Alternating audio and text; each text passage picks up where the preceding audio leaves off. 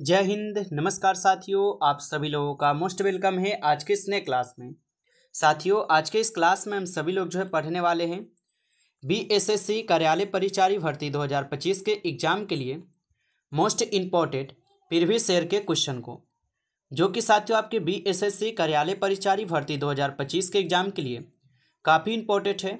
तो आप सभी लोग इस क्लास को बिल्कुल अच्छी तरीके से लास्ट तक देखिएगा और इस क्लास में दिए जाने वाले सभी प्रश्नों को आप अच्छी तरीके से ज़रूर याद कर लीजिएगा, जिससे कि आप अपने एग्जाम में सभी क्वेश्चन को आसानी तरीके से बना पाएंगे। तो चलिए साथियों, क्लास को स्टार्ट करते हैं।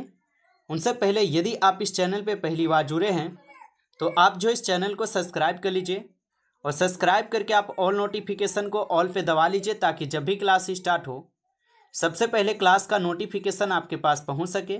तो आप इस चैनल को सब्सक्राइब कर लीजिए, साथ ही साथ साथियों आप इस क्लास को लाइक जरूर कर लीजिएगा। तो चलिए क्लास को स्टार्ट करते हैं और देखिएगा क्वेश्चन क्या दिया गया है। क्वेश्चन दिया गया है साथियों कि गौतम बुद्ध ने महापरिनिर्वाण कहाँ प्राप्त किया था। साथियों ये सभी क्वेश्चन बिल्कुल इंपॉर्टेंट और सिलेक्टेड क्वेश्चन लिए गए हैं, जिससे कि आपके पेपर में साथियों 100% ये सभी क्वेश्चन आपको देखने को मिलेंगे। तो आप अच्छी तरीके से इन क्वेश्चन को अच्छे से जरूर याद कर लीजिएगा और बताइए कि गौतम बुद्ध ने महापरिनिर्वाण कहाँ प्राप्त किया था। तो साथियों इस क्वेश्चन का सही जवाब ऑप्शन सी कीजिएगा, कुशीनगर में। ऑप्शन सी यहाँ पे सही जवाब है। अगला प्रश्न देखिएगा साथियों, क्वेश्चन है कि गुरु अर्जुन देव समकालीन थे। बताइए साथियों कि गुरु अर्जुन देव ये किसके समकालीन थे। तो यहाँ पे इस क्वेश्चन का सही जवाब साथियों ऑप्शन बी हो जाएंगे, जहांगीर के। ऑप्शन बी यहाँ पे सही जवाब है। अगला प्रश्न है साथियों, 1857 ईस्वी के स्वतंत्रता संग्राम का प्रतीक था। तो 1857 ईस्वी के स्वतंत्रता संग्राम का साथियों प्रतीक क्या था। तो यहाँ पे आप इस क्वेश्चन का सही जवाब है ऑप्शन ए कीजिएगा, कमल और रोटी हो जाएंगे। ऑप्शन ए सही जवाब है। अगला प्रश्न है साथियों, भारत में ताजे मीठे जल का प्रमुख स्रोत कौन सा है। बताइए साथियों, भारत में ताजे मीठे जल का प्रमुख स्रोत यहाँ पे कौन सा है। तो इस क्वेश्चन का यहाँ पे आप सही जवाब साथियों ऑप्शन ए कीजिएगा, भौम जल है। ऑप्शन ए सही जवाब होगा। अगला प्रश्न देखिएगा साथियों, क्वेश्चन है निम्नलिखित में से कौन सा पृथ्वी का निकटतम ग्रह है। तो निम्नलिखित में से कौन सा यहाँ पे पृथ्वी का निकटतम ग्रह है। इस क्वेश्चन का साथियों यहाँ पे सही जवाब ऑप्शन डी कीजिएगा, शुक्र ग्रह, जो पृथ्वी का सबसे निकटतम ग्रह है। अगला प्रश्न के साथियों, क्वेश्चन है कि महाबली गंगा किस देश की सबसे बड़ी नदी है। साथियों ये सभी क्वेश्चन आपको बिल्कुल काफ़ी इंपॉर्टेंट और वीवीआई सेलेक्टेड क्वेश्चन करवा रहे हैं, जिससे कि साथियों आपके पेपर में 100% ये सभी क्वेश्चन आपको देखने को मिलेंगे। तो अच्छे से इन प्रश्न को आप जरूर याद कर लीजिएगा और बताइए कि महाबली गंगा ये किस देश में सबसे बड़ी नदी है। तो इस क्वेश्चन का यहाँ पे आप लोग सही जवाब साथियों ऑप्शन ए कीजिएगा, श्रीलंका का है। ऑप्शन ए सही जवाब है। आगे देखिए प्रश्न है साथियों यहाँ पे कि कार्डामम पहाड़ी कहाँ स्थित है। तो कार्डामम पहाड़ी है साथियों कहाँ पर स्थित है। तो याद रखिएगा साथियों ये केरल में स्थित है। ऑप्शन सी सही जवाब है, केरल में। अगला प्रश्न है, बहावी आंदोलन का मुख्य केंद्र था।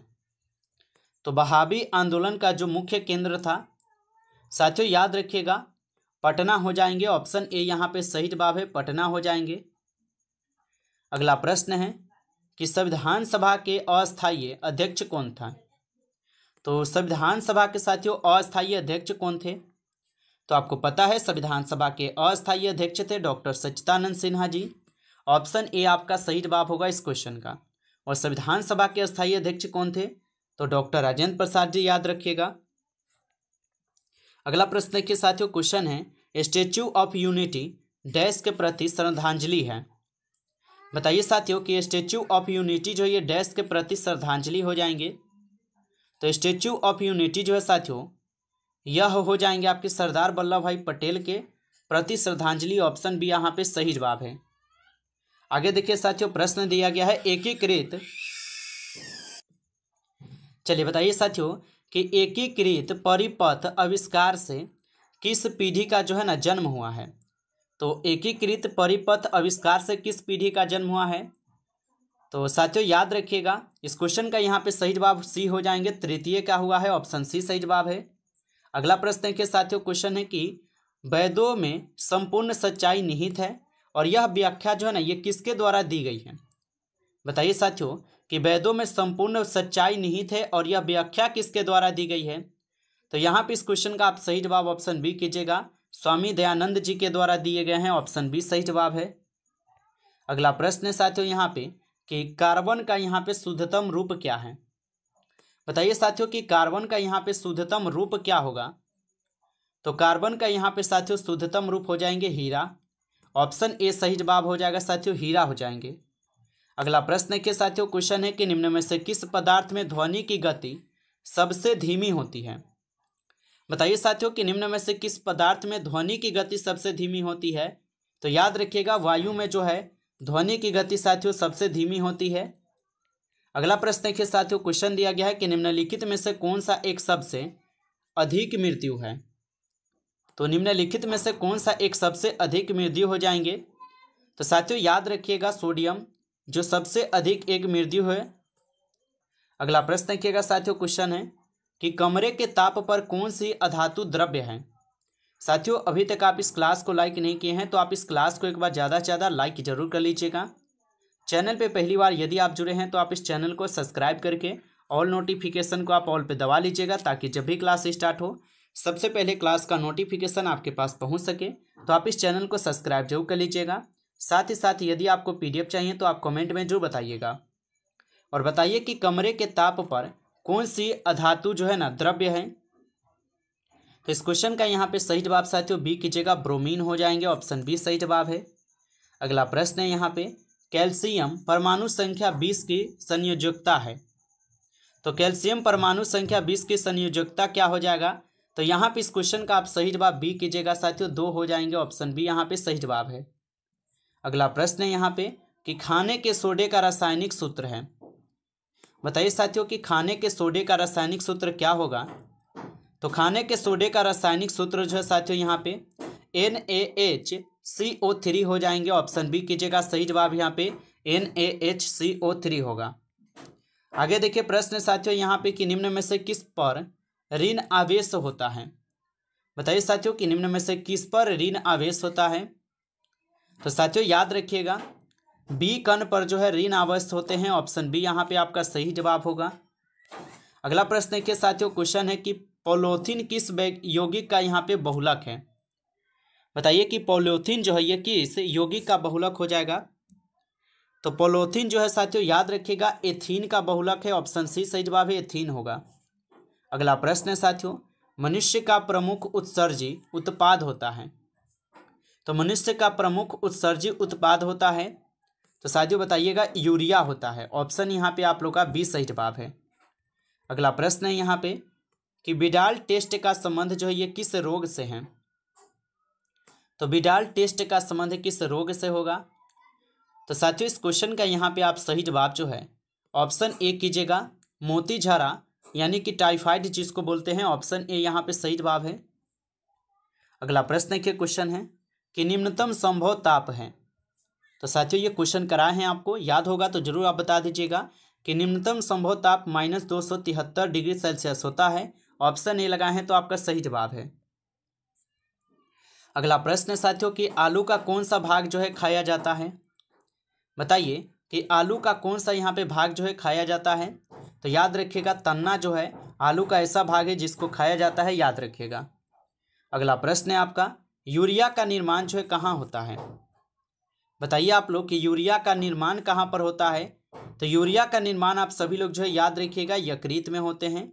ऑप्शन यहाँ पे आप लोग का बी सही जवाब है। अगला प्रश्न देखिए क्वेश्चन है निम्नलिखित में से कौन से विलय का pH मान निम्नतम होगा? तो निम्नलिखित में से कौन से विलय का pH मान यहाँ पे निम्नतम होगा? 0 होता है।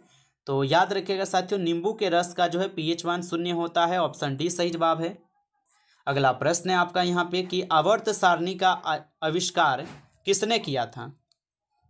तो आवर्त सारणी का आविष्कार साथियों किसने किया था? तो मेंडलीव के द्वारा आपको पता है कि आवर्त सारणी का जो है यहाँ पे आविष्कार किया गया था। अगला प्रश्न है यहाँ पे कि रूस जापान का युद्ध कब हुआ था? तो रूस और जापान का युद्ध जो है 1905 को होता है। ऑप्शन ए यहाँ पे सही जवाब है, 1905 में हुआ था।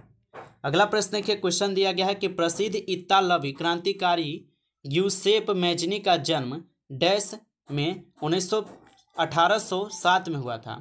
तो प्रसिद्ध इतालवी क्रांतिकारी ग्यूसेप मैजनी का जन्म जो है ना 1807 में कहाँ पर हुआ था? तो याद रखिएगा साथियों, जिनेवा में होता है।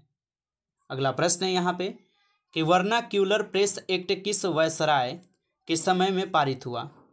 तो वर्नाक्यूलर प्रेस एक्ट किस वायसराय के समय में पारित हुआ था? तो साथियों याद रखिएगा, लॉर्ड लिंटन के समय में होता है। ऑप्शन बी यहाँ पे सही जवाब है, लॉर्ड लिंटन। नमस्कार साथियों, इस क्लास में कुल आपके 31 से लेकर और 60 तक क्वेश्चन थे, जो काफ़ी इंपॉर्टेंट क्वेश्चन थे। साथियों यदि आपको क्लास अच्छा लगा हो तो आप इस क्लास को ज़्यादा से ज़्यादा लाइक जरूर कर लीजिएगा। चैनल पे पहली बार यदि आप जुड़े हैं तो आप इस चैनल को सब्सक्राइब कर लीजिए, और सब्सक्राइब करके आप ऑल नोटिफिकेशन को ऑल पे जरूर दबा लीजिए, ताकि जब भी क्लास स्टार्ट हो सबसे पहले क्लास का नोटिफिकेशन आपके पास पहुँच सके। तो आप इस चैनल को सब्सक्राइब कर लीजिएगा। साथ ही साथ आप लोग PDF के लिए कॉमेंट में जरूर बताइएगा। चलिए फिर मिलते हैं आपसे एक नई टॉपिक के साथ नेक्स्ट क्लास में। तब तक के लिए जय हिंद, जय भारत।